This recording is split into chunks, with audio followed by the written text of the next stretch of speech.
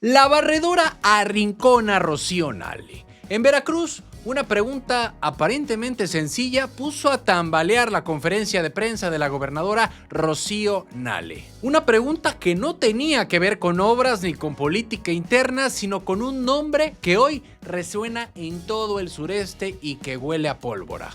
¿Opera o no en Veracruz un grupo criminal temido y recientemente descabezado? La reacción de Rocío Nale fue inmediata. Su gesto serio lo dijo todo. Aquí no estamos hablando de rumores cualquiera, sino de un tema que puede sacudir la narrativa oficial sobre seguridad en el estado. Y es que desde hace algunos días, distintas versiones han señalado que este grupo delictivo ha extendido sus tentáculos a varias entidades, columnas políticas, notas nacionales y filtraciones de investigaciones ministeriales han repetido el mismo nombre. Y mientras en Tabasco y Chiapas ya se reconocen sus operaciones, la pregunta que quemaba era si Veracruz también estaba en la lista. Y el silencio de las autoridades locales, pues hasta ahora solo ha alimentado las especulaciones. Fue entonces cuando la gobernadora de Veracruz rompió el silencio.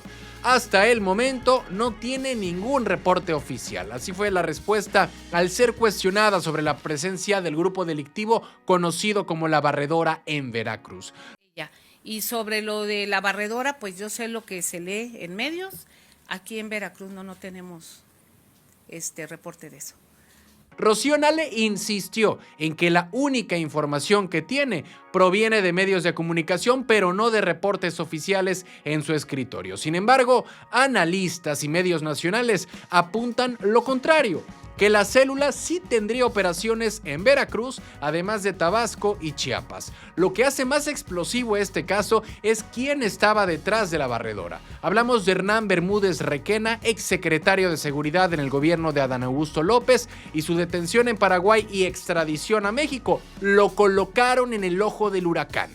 Su nombre conecta de manera directa con la política de alto nivel y eso inevitablemente genera ruido en Veracruz, donde la gobernadora Rocío Nale tiene cuentas pendientes con el hoy senador tabasqueño. La rivalidad entre Rocío Nale y Adán Augusto ya ha quedado evidenciada. Analistas recuerdan cómo Adán Augusto abrió espacio en Morena para Miguel Ángel Yunes Márquez y su padre, Yunes Linares, y Rocío Nale, por el contrario, logró que a Yunes Márquez le retiraran la afiliación. Por eso la captura de Hernán Bermúdez y las menciones a la barredora no son solo un tema criminal, también son un capítulo más de la disputa política entre dos figuras que no se soportan dentro del mismo movimiento. Y el hecho de decir que no hay información oficial es para muchos una forma de evadir el choque directo, porque aceptar operaciones de la barredora en Veracruz abriría un frente que Rocío Nale parece no querer tocar, al menos por ahora. Pero al mismo tiempo, dejar todo en el aire no calma las especulaciones, más bien las alimenta en un estado donde la violencia ya tiene demasiados protagonistas. Lo cierto es que hoy en Veracruz el nombre de la barredora flota en el ambiente, oficialmente no está, pero extraoficialmente todos hablan de ella. Y en medio de esa contradicción se cruza el crimen, el poder y la política. La pregunta es clara. ¿Realmente no hay reportes o simplemente no conviene reconocerlos? En la respuesta está el verdadero juego del poder. ¿Cansados de las mismas noticias de siempre? ¿Con los mismos de siempre? Aquí lo contamos sin rollos, directo y diferente. Dale click a la campanita, suscríbete y entérate de lo que de verdad está pasando en Veracruz y en la política. Noticias locales. Las bodegas perdidas del gobierno de Veracruz. Sí, en Veracruz, cuando hablamos de patrimonio público, no solo se trata de carreteras o de edificios oficiales, también hay historias de espacios que de repente desaparecen. Sí, tal cual. Bodegas enteras del gobierno estatal que un día estaban y al siguiente nadie sabía dónde quedaron, como si tuvieran patitas.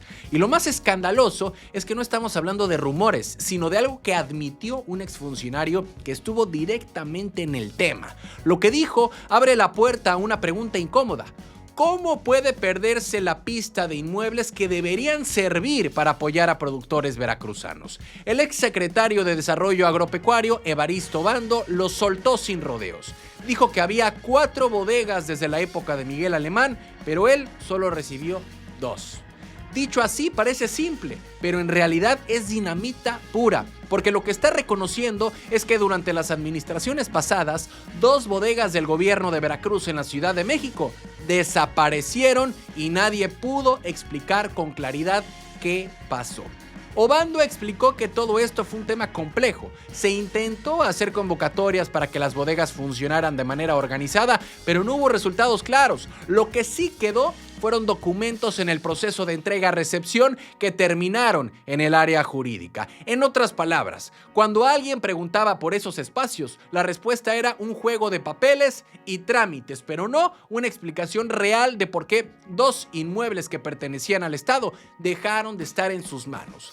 Las bodegas estaban en un lugar estratégico, la central de abastos en la Ciudad de México. Su razón de ser era muy clara: promover productos de pequeños agricultores veracruzanos y darles espacio para competir en el mercado más grande del país. Pero con el paso de los años, según el propio Obando, ya ni siquiera tenían constancia de lo que ocurría ahí. Algunas propuestas para reactivarlas pedían recursos adicionales que no estaban contemplados y al final todo quedó en nada. Ya con Rocío Nale en el gobierno, el tema volvió a salir a la luz. La gobernadora confirmó que al menos 2 bodegas lograron recuperarse y que se interpuso una denuncia por la renta indebida de esos espacios. Y el mensaje fue claro: no solo se busca recuperar los inmuebles, sino que la persona señalada tendrá que devolver también los recursos obtenidos por explotarlos sin derecho.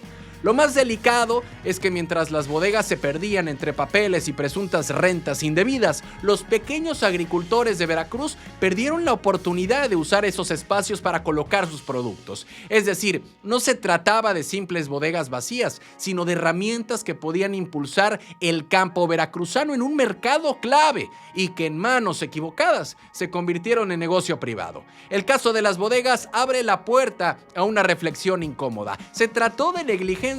¿Se trató de descuido o de un negocio amarrado desde adentro? Porque no es normal que inmuebles del gobierno de Veracruz en la capital del país terminen desapareciendo sin explicaciones contundentes. Y aunque hoy se habla de recuperación y de denuncias, la duda queda. ¿Quién se benefició durante todos esos años en los que las bodegas estuvieron fuera de control estatal?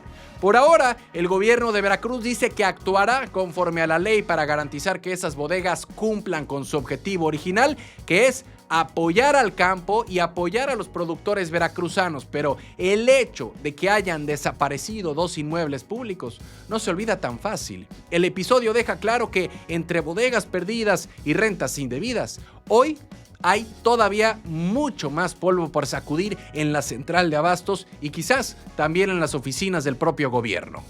Noticias locales. Adán Augusto y los millones perdidos. Sí, Adán Augusto López vuelve a estar bajo la lupa y no precisamente por un discurso político, sino por su cartera. El senador tabasqueño intentó aclarar el tema de sus impuestos, pero terminó hundiéndose todavía más. Resulta que primero dijo que solo había pagado 1 millón y pico de pesos, luego aseguró que en realidad fueron 22.8 millones de pesos al SAT, pero la bronca no es la cantidad, sino el origen de los 79 millones de pesos que declaró como ingresos. Según su nuevo relato, ese dinero proviene de actividades empresariales y profesionales. Incluso presentó un supuesto resumen de ingresos y egresos del 2023 y 2024 para demostrar que todo está en regla, pero como suele pasar en estos casos, los números que soltó levantan más sospechas que certezas. En lugar de disipar dudas, abrió la puerta a nuevas preguntas. ¿Qué negocios tan rentables maneja un político que lleva años viviendo del servicio público? Y lo más impactante vino después. Adán Augusto dijo que entre enero y septiembre de este mismo año ya ganó casi 25 millones de pesos gracias a su actividad ganadera y arrendamientos. Sí, si sumamos todo lo que él mismo presume, en apenas 3 años habría ingresado más de 100 millones de pesos, una cifra que cualquier empresario de alto vuelo envidiaría y que a muchos les cuesta creer en alguien que no ha soltado los cargos públicos en 7 años. Lo que no explicó fue lo verdaderamente importante: ¿quién le paga? qué clientes tiene, de qué contratos salen esas millonadas. Y bueno, sus justificaciones se quedaron en frases vagas como servicios legales y actividades profesionales, pero en la política, cuando alguien habla de millones, pero no de nombres, las alarmas suenan más fuerte. Y en el caso de Adán Augusto, la opacidad se vuelve todavía más grave por el poder que ha acumulado en la Cuarta Transformación. Además, hay un detalle que no cuadra. Adán Augusto asegura que ese dinero proviene de su actividad privada, pero ¿en qué momento trabajó para generarlo? En los últimos 7 años ha sido gobernador, ha sido secretario de gobernación, ha sido precandidato presidencial, ha sido candidato a senador y ahora senador en funciones. Es decir, prácticamente ha estado de tiempo completo en cargos públicos, sin espacio evidente para desarrollar esos negocios tan jugosos, y esa incongruencia es la que lo deja en entredicho. El tabasqueño insiste en que no existe ningún conflicto de interés porque, según él, esos ingresos no coinciden con el periodo en que fue candidato o servidor público. Básicamente, su defensa es que todo se dio fuera del horario. El problema es que los millones no cuadran con la lógica de alguien dedicado de lleno a la política. La narrativa se parece más a un intento de justificar con tecnicismos algo que en los hechos resulta imposible de sostener. Por ahora, el SAT no ha emitido más comentarios, pero la presión mediática y social sigue creciendo. La ciudadanía quiere pruebas, quiere facturas, quiere contratos, quiere algo tangible que confirme de dónde salió todo ese dinero. Y mientras no haya claridad, la percepción será la misma. Adán Augusto no logró transparentar sus finanzas y cada vez que intenta aclarar, la confusión y las sospechas aumentan. Y es que lo que debería ser una simple declaración fiscal se convirtió en un campo minado político. Adán Augusto López asegura que todo es legal, pero su discurso suena más a enredo que a explicación. Y en tiempos donde la transparencia es la bandera de la Cuarta Transformación, pues un líder que no logra justificar más de 100 millones de pesos en ingresos corre el riesgo de que sus propias palabras se las regresen como un boomerang. Y el escándalo, lejos de apagarse, apenas comienza.